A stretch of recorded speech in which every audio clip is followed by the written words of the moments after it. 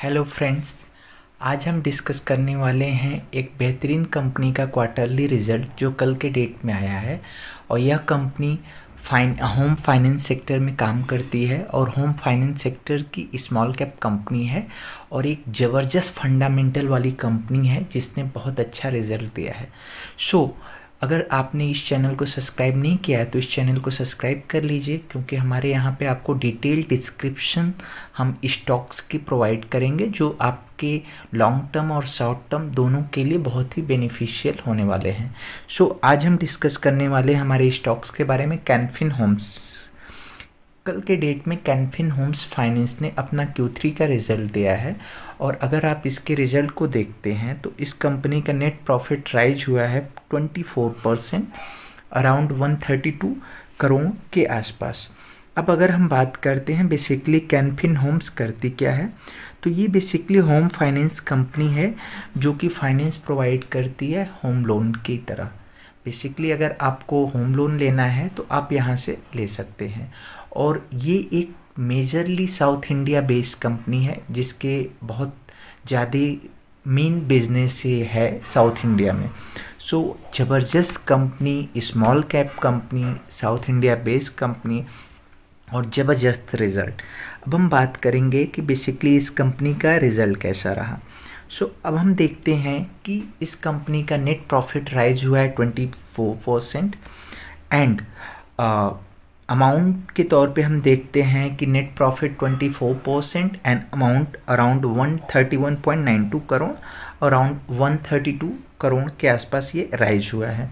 ये बेसिकली एक NBFC है जो कि कैनरा बैंक स्पॉन्सर्ड कंपनी है। और अगर बात करते हैं लास्ट ईयर इस क्वार्टर में ये कंपनी ने 106.61 करोड़ का प्रॉफिट दिया था, अराउंड 106 करोड़ का प्रॉफिट दिया था। उसकी एवज में इस क्वार्टर में इस कंपनी ने 132 करोड़ का प्रॉफिट दिया है। एक ज़बरदस्त कंपनी। हाँ, कुछ निगेटिव पॉइंट्स यहाँ पे हैं इस क्वार्टर में, क्योंकि अगर हम ओवरऑल रेवेन्यू की बात करते हैं तो इस कंपनी का रेवेन्यू इस क्वार्टर में as compare to last year reduce हुआ है। इस क्वार्टर में रेवेन्यू जो कंपनी का आया है 502.76 करोड़ है, 502.76 करोड़ है, जो कि लास्ट ईयर का था 516.79 करोड़। उसके कंपैरिजन में कंपनी का रेवेन्यू घटा है। बट अगर ओवरऑल हम बात करते हैं कंपनी का मेन बिजनेस क्या है, तो company main business is to provide loans for the purchase and construction of residential house.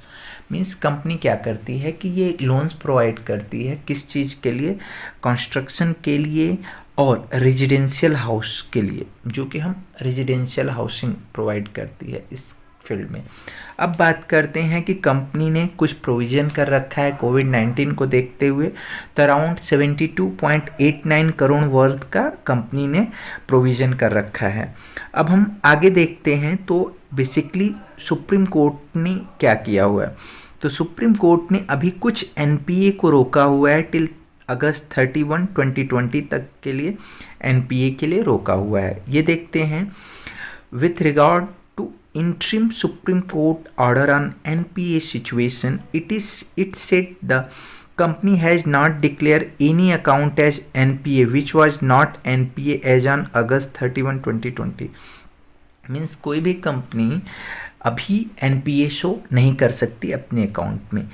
इसको छोड़ते हुए भी अगर हम ओवरऑल देखते हैं तो कंपनी ने बहुत अच्छा प्रोविज़न कर रखा है।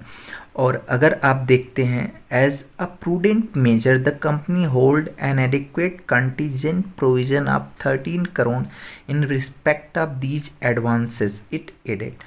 मीन्स इसको देखते हुए कंपनी ने कुछ अलग से एक्स्ट्रा मेजर लेते हुए प्रूडेंट कर रखा है अपनी बुक पे अराउंड 13 करोड़।